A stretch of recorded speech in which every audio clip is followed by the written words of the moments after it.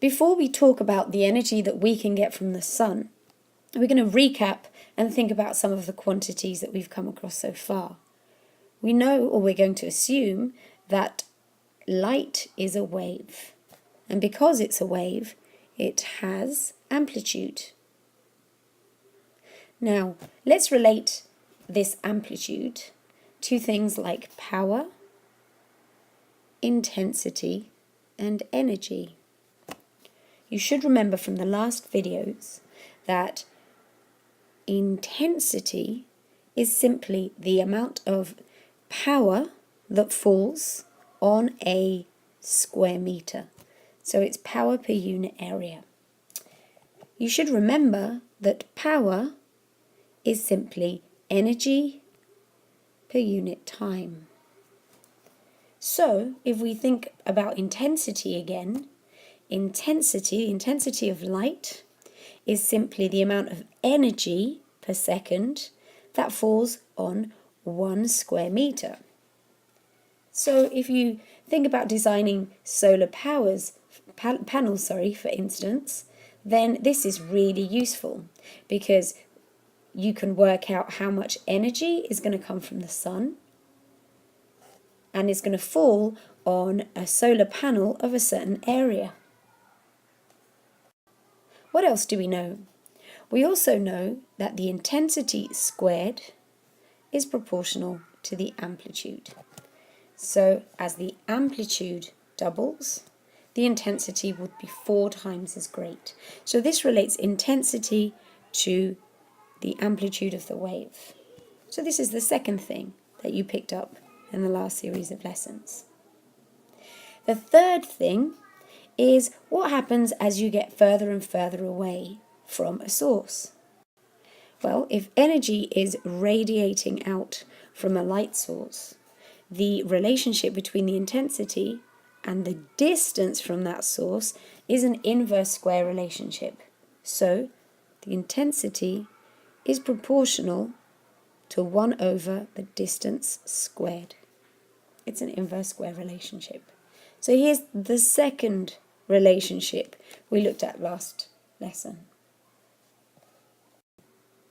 So we need to work out exactly how much energy we're getting from the sun so we can figure out how useful it is and what kind of solar paneling sizes we are dealing with and how much we can actually get away with using.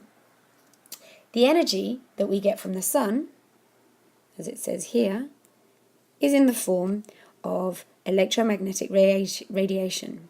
The amount of energy that's released from the sun in each second is actually 3.9 times 10 to the 26 joules. This is something you can work out by looking at the colour of the radiation, but that's something we'll talk about a little bit later. Okay, but this is a really useful number.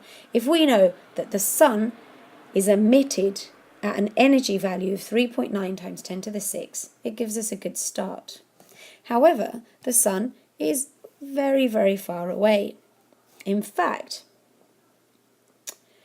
the radius of the Earth's orbital distance is 1.5 times 10 to the 11.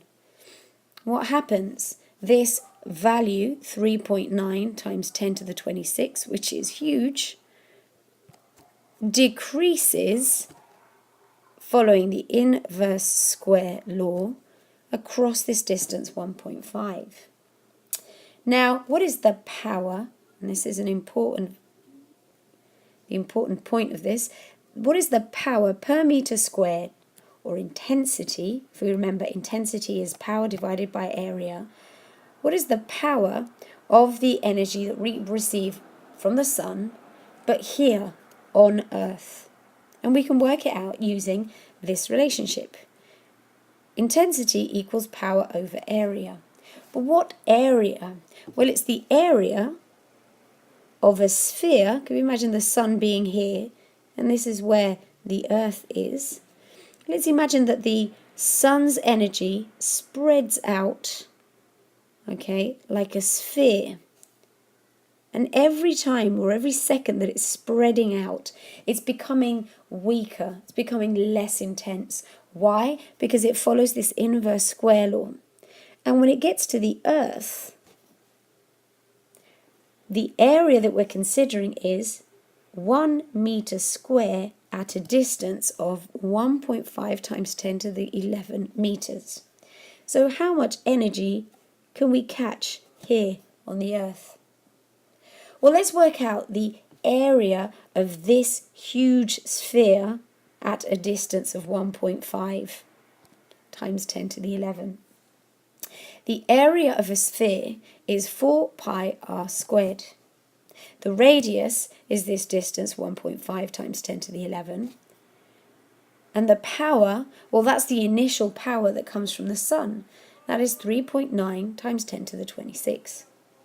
If we calculate the intensity, then we get this magic number, 1,380 watts per meter squared.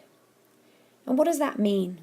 Well, it's a very important number, and that's why it's given its own title. It's called the solar constant. And it's included in your data booklet, so it's not a number you have to learn. And what does it stand for?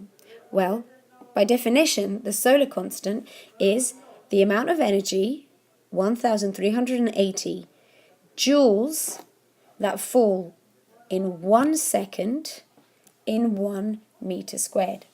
This is an average. So if you take any meter squared on the planet, any meter squared, every second it should have 1,380 joules landing on it. So if you have a solar panel, which is a meter by 1 meter, and you put it in the garden of your house, it should, on average, get 1,380 joules per second. However, it's an average. Even different books and different sources quote slightly different numbers. And the amount depends on how much atmosphere it has to travel through, depends on latitude. Obviously, in the poles, the light is less intense because it's spread out over a larger area. The season, the tilt of the Earth, changes how that light is spread over. The time of day, cloud cover. So this is a very, very rough estimate. But in the magic world of physics questions, you use this constant to do your calculations.